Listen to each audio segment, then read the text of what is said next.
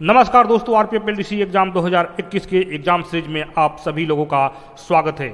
हमारे official channel से आपको रिवीजन की जो श्रृंखला चलाई जा रही है, उसी क्रम में आज हम कुछ क्विक रिवीजन टाइप के प्रश्नों को, जो वन लाइनर टाइप के प्रश्न हैं और जो मिसलेनियस है, इस तरह के प्रश्नों को लेकर आपको आए हैं। तो 25 प्रश्न जो आपके लिए बहुत ही महत्वपूर्ण होंगे, इन प्रश्नों का सेट है।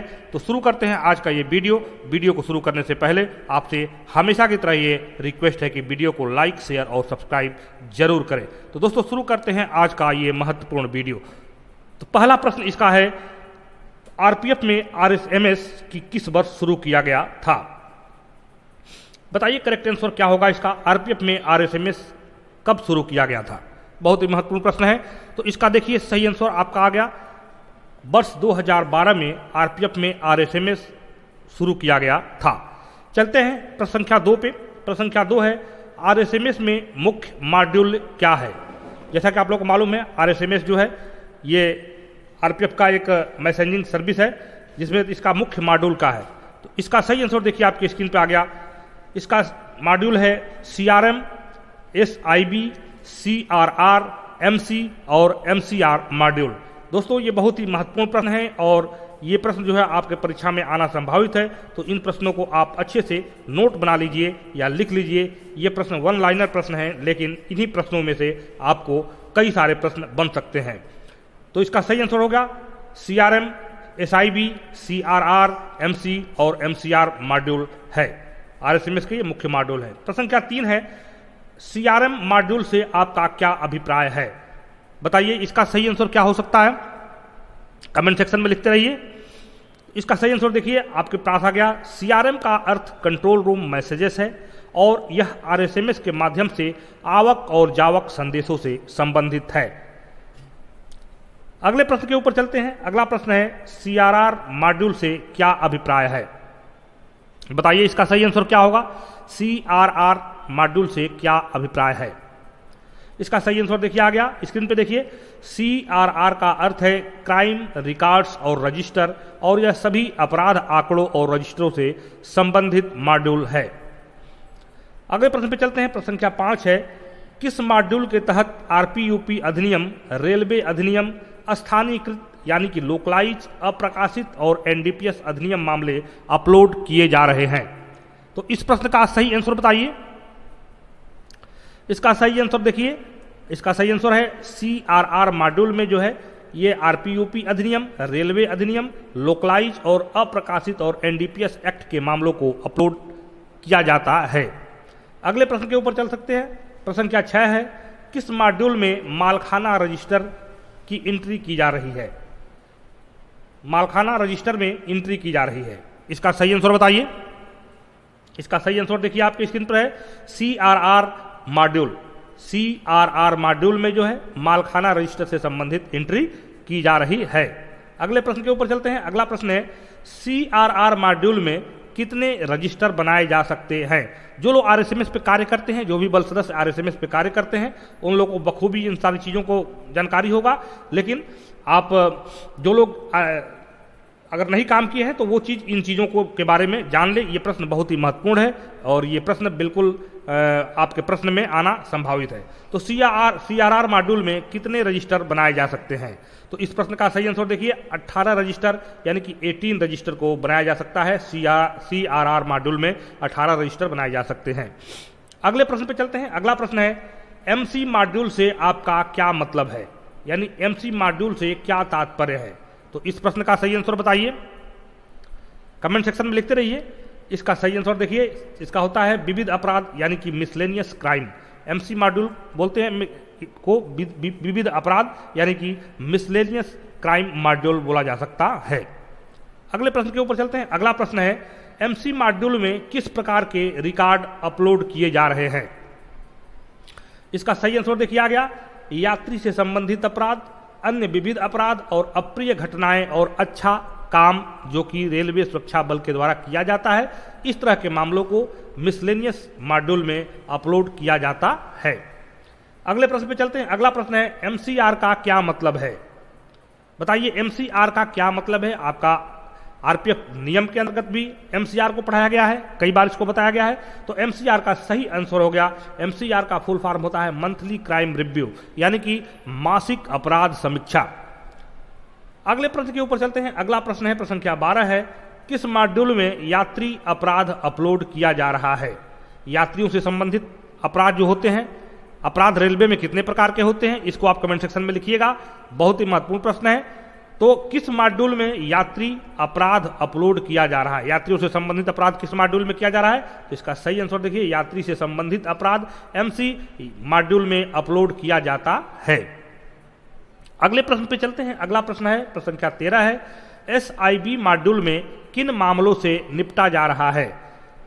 बताइए इसका सही आंसर क्या होगा। एसआईबी मॉड्यूल में किन मामलों को लिखा जाता है या किन मॉड्यूल को अपलोड किया जाता है, किस तरह के मामलों को? तो इसका सही आंसर देखिए आपकी स्क्रीन पर आ गया। एसआईबी मॉड्यूल में दैनिक स्थिति की जानकारी, जिसको डेली रिपोर्ट बोलते हैं, पूर्वानुमान, घटना की रिपोर्ट और DS10 रिपोर्ट, धमकी काल के लिए की गई कार्रवाई पर रजिस्टर, ये एसआईबी मॉड्यूल में इन सारी चीजों को अपलोड किया जाता है। अगले प्रश्न पे चलते हैं। अगला प्रश्न है, प्रश्न संख्या 14 है, आरपीएफ द्वारा किए गए अच्छे काम को किस मॉड्यूल में अपलोड किया जाता है? बहुत ही महत्वपूर्ण प्रश्न है, तो इसका सही आंसर बताइए क्या होगा। इसका सही आंसर देखिए आ गया, एमसी मॉड्यूल में अपलोड किया जाता है। आरपीएफ द्वारा किए गए अच्छे कार्यों को जो है एमसी मॉड्यूल में अपलोड किया जाता है। नेक्स्ट क्वेश्चन पे चलते हैं। नेक्स्ट क्वेश्चन है, आदतन अपराधियों पर कड़ी नजर रखने को क्या कहा जाता है? अपराध से संबंधित क्वेश्चन है। आदती जो अपराधी होते हैं उन पर कड़ी नजर रखने को क्या कहा जाता है? तो इस प्रश्न का सही आंसर क्या होगा बताइए। इस प्रश्न का सही आंसर देखिए आपके स्क्रीन पर आ गया, निगरानी। निगरानी कहा जाता है। आदतन अपराधियों पर कड़ी नजर रखने को निगरानी कहा जाता है।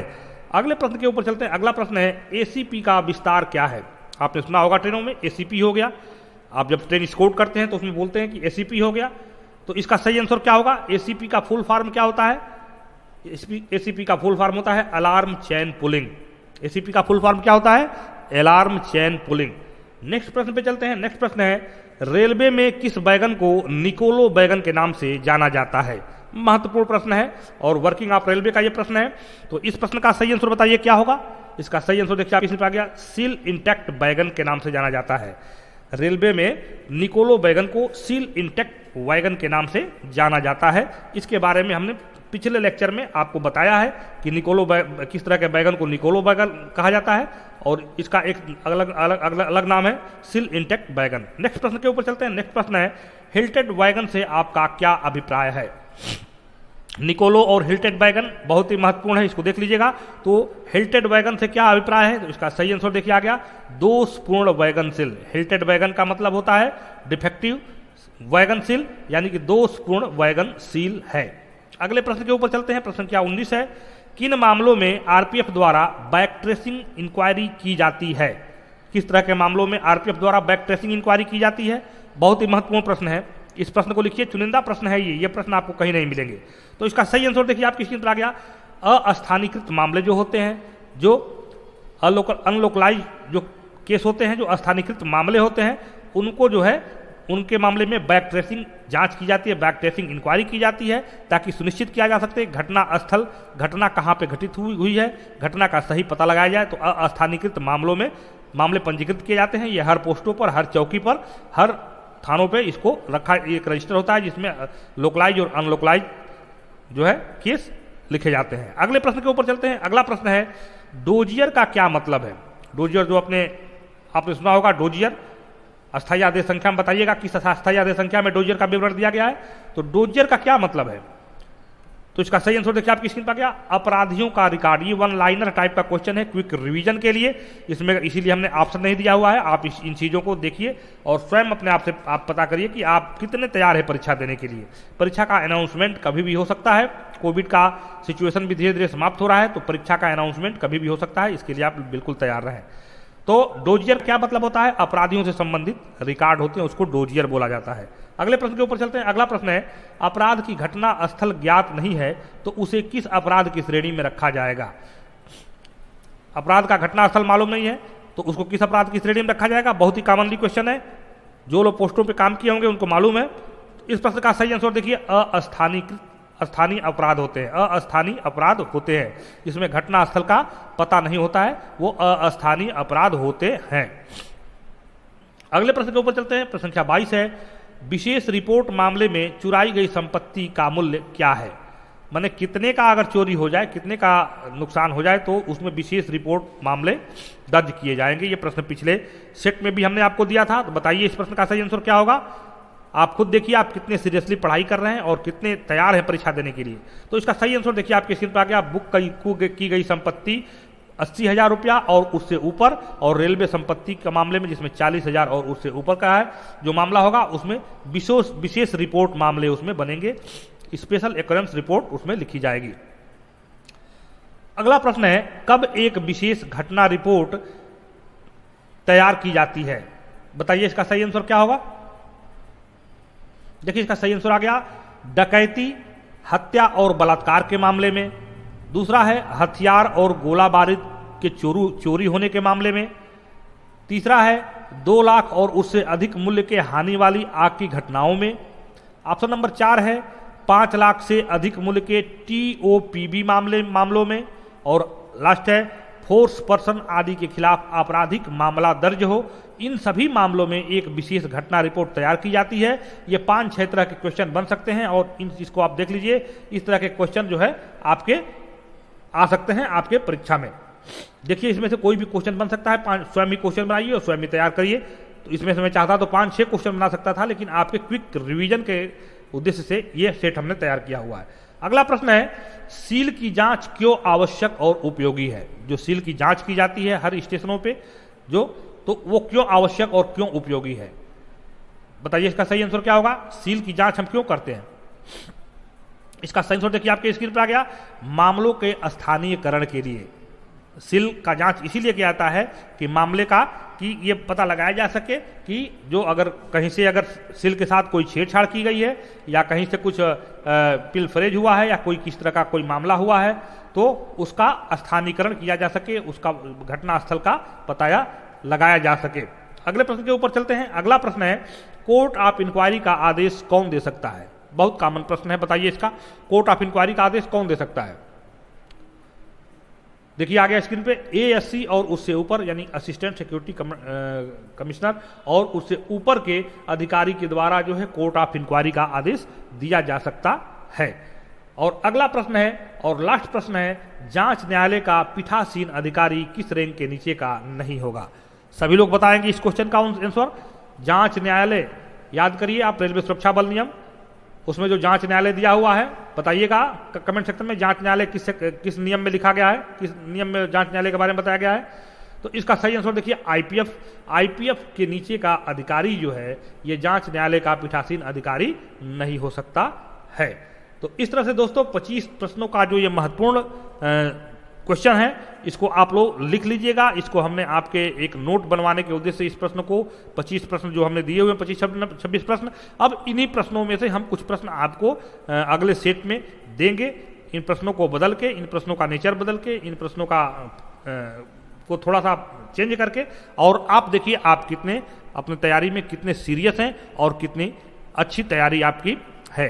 तो दोस्तों आज के लिए बस इतना ही। मिलते हैं अगले वीडियो में आपसे किसी नए सब्जेक्ट पे और नए रिवीजन सेट के साथ। तब तक के लिए अपना ख्याल रखिए, मुझे दीजिए इजाजत, फिर मिलते हैं आपसे अगले किसी वीडियो में। नमस्कार, जय हिंद, अपना ख्याल रखिएगा।